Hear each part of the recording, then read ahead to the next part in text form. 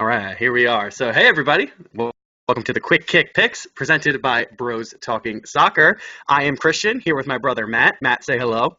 Hello. There he is. For all of you who don't know what Matt looks like, our other brother Dave is not a part of this Premier League one. He's part of the MLS Quick Kick Picks that we do. So, first of all, we do a game attached to the Quick Kick Picks, which is you guys predicting the score. So, if you get the score of the home team right, you get a point. If you get the score of the away team, you get a point. If you get the result of the match right, and if you get all three of those, Matt, what happens? Do you know what happens?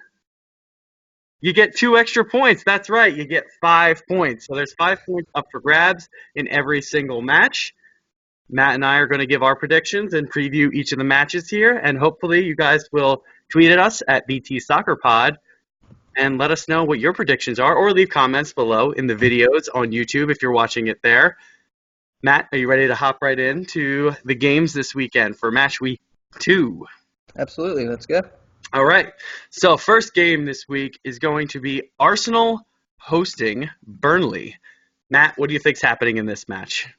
Yeah, Arsenal got off to a pretty hot start with winning in their first match. Burnley also getting a win in their first match, shocking me a little bit as Burnley has become my least favorite team in the Premier League, as I have to pick one every year, and they're them this year. But Arsenal being at home, the attack, I think a lot of people are expecting the front three of Pepe, Lacazette, and Aubameyang. I would love to see it. I think this week might be the time to do it at home. And I think Arsenal are going to go out and put up 3 goals and win 3-1. Can you hear me? I can now, yeah. Okay, sorry. We had a little bit of a technical difficulty there. So I think that this game is definitely in favor of Arsenal, even though Burnley got off to that 3-0 start. That's a little deceptive because Southampton might be worse than we originally predicted them to be this year. They looked absolutely shocking defensively, and even though Burnley scored 3 goals, all of them really looked like they were all Southampton turnovers or just big mistakes at the back. So Burnley, credit to them for taking the chances when they came, but Southampton did themselves no favor in that game. Arsenal, on the other hand, looked pretty average against Newcastle for the majority of that game. Aubameyang's brilliance and Lacazette, I think they were the two that linked up for the goal, really showing that Arsenal do have that quality in attack. And yes, they were missing a couple of key players with Ozil, Pepe still not in the lineup. But Arsenal definitely the more talented squad overall. I expect them to win this game, specifically it being their first home match of the year. I think the Emirates will be up for it. I expect Arsenal to be really challenging for the top 3 or 4 spots in the Premier League this year. Burnley are fighting to just stay in the league, and we should see a game that's kind of like that. Burnley defensively, they can be strong, but I still just don't think that they have what it takes to win this game at the Emirates. Matt, anything else you want to add on this game? Nope, time is up. Did you give a score prediction? 3-1. 3-1. Okay, 3-1. Yeah, I'm going to go with a 4-1 victory for Arsenal in this one. So, next game we have is going to be Southampton hosting Liverpool. I think this is a clear victory for Liverpool, but honestly, it might be deceiving on paper just because Liverpool played midweek against Chelsea, went to extra time, went to penalties, and they're coming off an emotional game. And even though the tournament really doesn't matter, that UEFA Super Cup, it's still a long game with 120 minutes played, and then the emotional just highs and lows of going to penalties. It's very just draining on players, and Liverpool rotated their squad a little bit, but they still played most of their starters in that game, and I expect them to come out a little bit slow in this game. And if they do, I could see it being a big problem for them. Southampton have caused them problems at St. Mary's in the past, and if they start slowly, I will be shocked to see Liverpool come out of this game with a victory. I don't think that they're going to lose this game, but this is a trap game. I think Liverpool will get it figured out in the second half. Klopp, you've seen it year after year now. He's much better in the second half. He's not good at preparing for games. He's really good mid-match at changing things with his tactics. So I think Liverpool win this game 2-1. Matt, what do you think? Yeah, so Southampton with their week one match, it didn't go as well as they were hoping. Yeah, being at home against Liverpool, I think Liverpool has the advantage. And like you were saying, even if Liverpool does start slow, I think Klopp has kind of changed the culture of this team to really grind out victories and get much needed points. It seems like they went through a period last year where they had a lot of these, I guess, trap games, and they were able to pull through. The culture, everyone's rallying behind it. I think they'll do fine here and win this game. I'm going to say 2-1 and pull through. All right, so we're both going a 2-1 score line here. I think a big factor will be how they start the game because I think in the second half they usually get the tactics right, but they'll be definitely tired after that long week that they've had. They've already played 3 competitive matches, and we'll see what they're able to do here. All right, so next game we've got is Brighton hosting West Ham. Matt, what do you think's happening in this game? Yeah, this one's going to be interesting. I'm not sure which team necessarily has the advantage of being at Brighton. West Ham, I think, is more talented, and I think they're gonna, bounce back after, having a pretty rough opening match.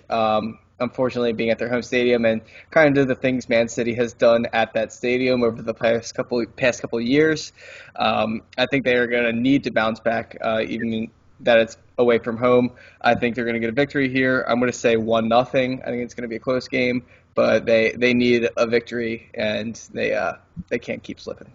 Yeah, was that a 1-0 for West Ham, you said? Yeah, 1-0 for West Ham, correct. Okay. Yeah, this one is a very interesting matchup to me because Brighton just absolutely dominated on the road at Watford, and I couldn't believe it. Yes, it started off with an own goal, and Watford really, if you just watch that game, completely dominated it in chances and possession. They were clearly the better team, but Brighton just held their own, and when their counter chances came up, they took the chances, and that is something that should be commended as if you're a Brighton fan or if you're a player on Brighton right now. West Ham, on the other hand, wow, what a bad start that was for them, but again, they're coming up against the best team in the league. I just, at home, that's a shocking result to lose 5-0 on opening day, but they have to shake it off. It's going to be interesting to see how they're able to rebound. They have a lot of quality in that team. They have the ability to create goals. They have the ability to defend when they need to. It wasn't on display in week one, but I think that Brighton are a significant step down, and even though they came out with a huge result in week one on the road, Brighton at home, I think this was a tougher test for them. They'll have the advantage, and I think that it might be a little bit too much pressure for Brighton this time around. I think it's going to be a 2-1 win for West Ham on the road. Anything else you want to add, Matt? Nope, let's keep moving. All right, next game here, we've got Everton hosting Watford. This one is very interesting for me. I think Everton did great business in the summer. I think that they have the ability to really just challenge that top 6 if they can get everything right. They did not win at Crystal Palace in week 1, but Crystal Palace are one of those teams that are just really weird, and you never know what you're going to get on a given week. It's also them doing a lot of transfer business. The team has no chemistry yet, and that's going to build game after game. Watford were really poor at home. Even though that they played okay, they were not taking their chances, and they got absolutely picked apart on counterattacks. Everton are a more solid squad overall, and Watford are going to have to be more clinical, especially on the road. I can't see them getting a result in this game. Goodison will be rocking, and I think Everton have this game in hand. I'm going with a 2-0 victory for Everton in this one. Matt, what do you think? Yeah, so I'm in agreement with you where being at Goodison and, with all the money they spent and bringing in the talent that they did this summer, I think they're just going to be able to run away just on, that sort of emotion in the crowd and, the excitement for the season. They have to, get a victory soon because people are, saying they could push for a top 6 and, you have to start doing that early in the season. Especially if you want to have to keep up with, the actual top 6. So I think Everton's going to win this one. I think it's going to be 3-1 Watford. I think they've lost their last 5 competitive games.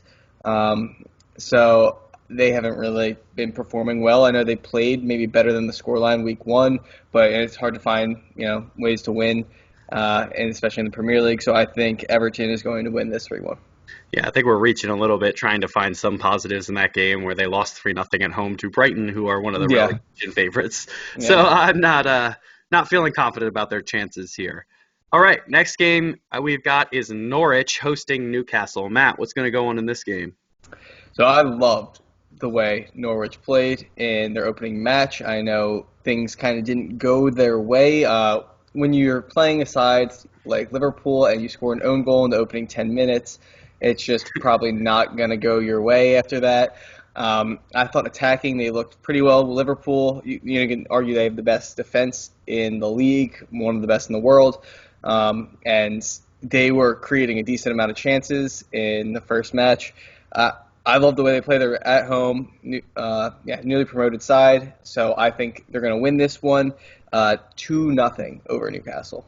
Wow, that's a big scoreline you're predicting there. I think that it's a little bit early to be that confident in the Norwich City side, but I think Norwich did show signs of life, specifically in the attack. Defensively, there's definitely question marks, but I think that they were missing two of their starting center backs for that game. So we'll see if they're healthy and ready to come back in. But yeah, I think it was Hanley was their starting center back and is their captain, and he was very, very poor. I thought the rest of the team did look very solid at Anfield, but he made a couple of key errors that led directly to goals, considering he scored the first goal as an own goal. Not really what you're looking to do at Anfield. Against Newcastle at home, definitely a step down in quality, but I think that they have the tools to score goals. Newcastle, I mean, they played Arsenal pretty well at home in that first game, and I expect them to cause some problems for Norwich. I'm probably going to go with a draw in this match, in a 1-1 draw, just because I haven't predicted any draws yet. So I would love to see one here. So I think Norwich definitely will score in this game, but I think Newcastle, with their attackers, have the ability to create, and I just don't have any confidence in either defense right now. So I think, yeah, definitely going with a 1-1 draw here. Matt, anything else you want to add on this match? No Christian.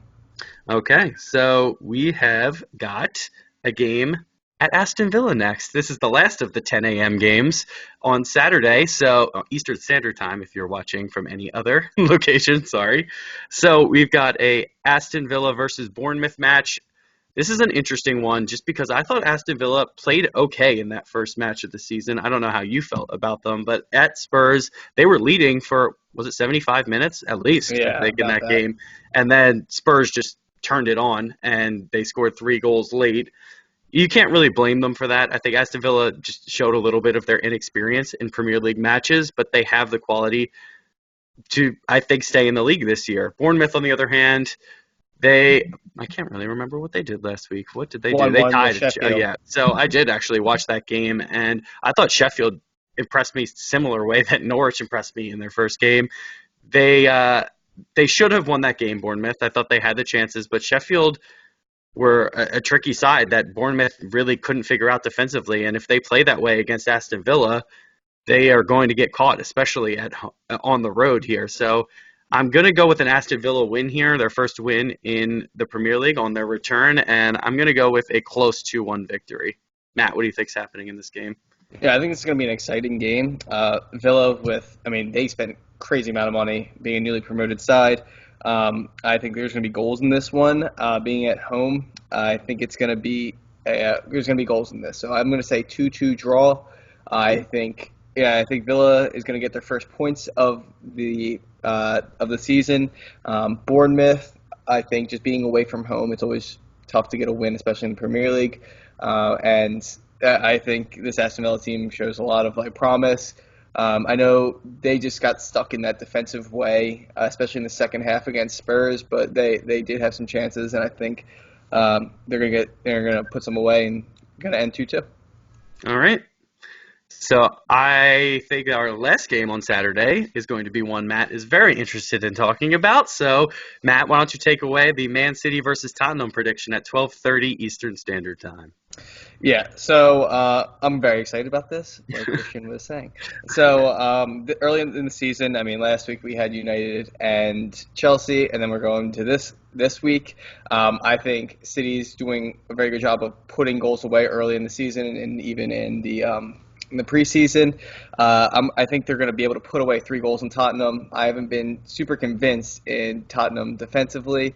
Their defense is getting a little bit older. City, I mean, they just have so many options going forward. I think you're going to be able to put in 3, and to be honest, I think they might shut them out. I think I'm going to go with 3-0. I know Kane can score whenever he wants, but I just don't think I think they're just going to be good enough defensively in this game and have too much possession at the Etihad because we don't lose there too often. Yeah, and that makes sense to me. I think that this is going to be tricky.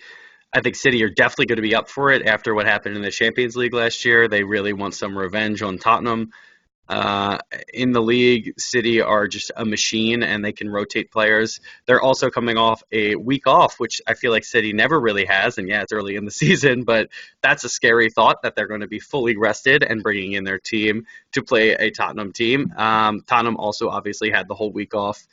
But yeah, this City team at home is just a monster. And Pep Guardiola never really gets it wrong, especially at home. I don't think they've lost at home. Have they lost in 2 years at the Etihad? They lost to I guess Crystal Palace. Palace. It was just Yeah. Crystal Palace, right?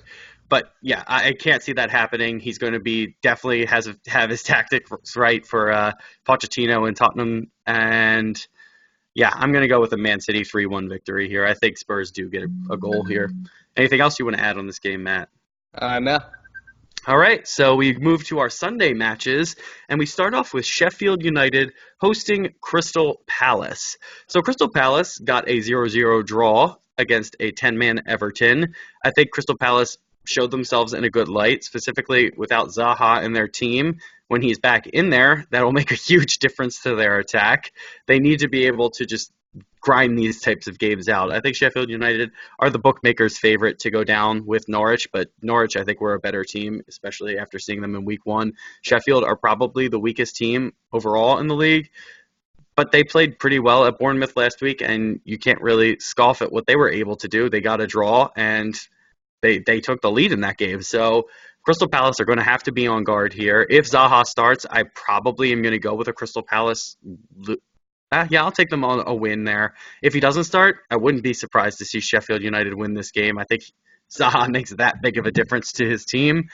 Assuming he's not starting in this one, I will go with a Sheffield United 2-0 victory.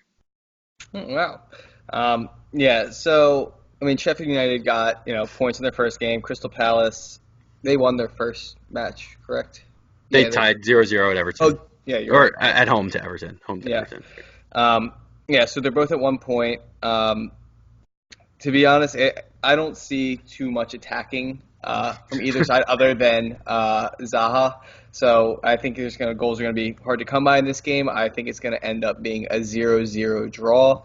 And I think this might be one of the less eventful games to happen so far in the Premier League season. Being at Sheffield, I don't know how Palace is going to be on the road, but I don't see them being too threatening going forward, with the exception of Zaha. I absolutely agree that this probably could be the least entertaining game of the weekend, and Crystal Palace might be involved, as you said, in the second 0-0 draw of the season.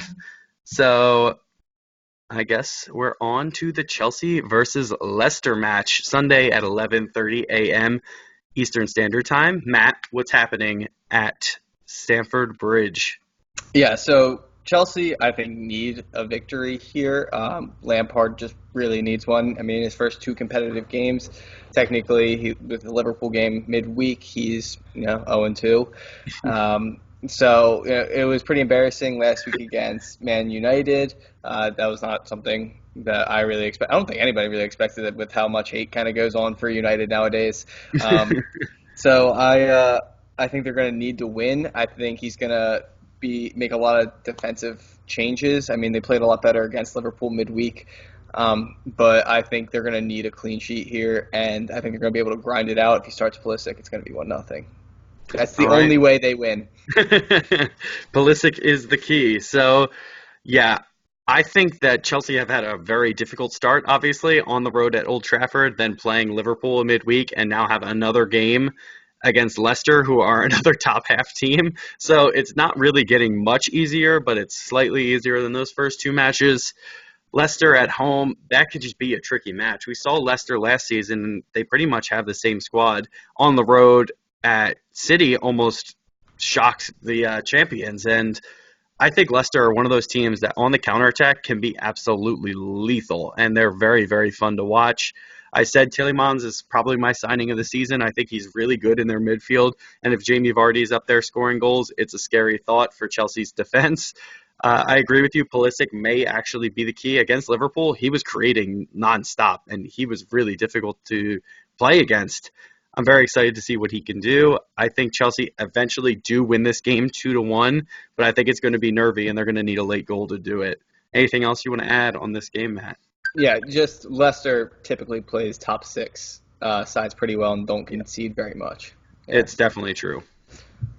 All right. Anything else? That was good? You're good? Yep, good. All right. So last game of match week 2 will be Monday at 3 o'clock p.m. Eastern Standard Time, and it will be Wolves hosting Manchester United at the Molineux, which I believe is still their stadium, correct?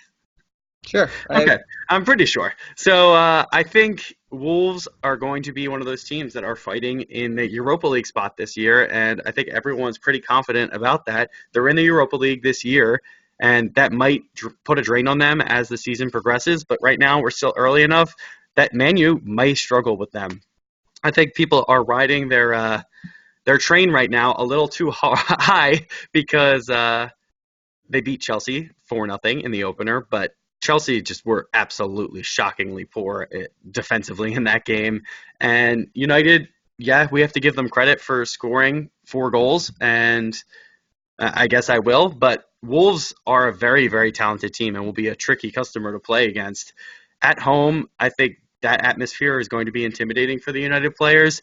They got a point on the road at Leicester in week 1, and I think that they're going to win this game against Manchester United in week 2.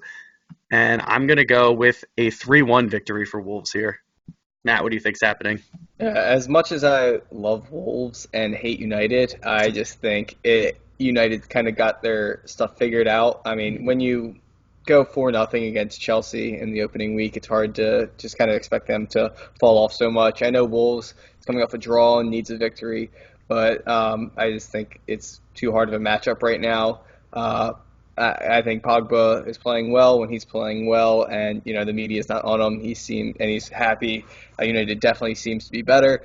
So I actually am going to go flip-flop scoreline. I think United's going to win this 3-1. Wolves plays the top 6 like Leicester very well, but I think this is going to be a little bit too much for them.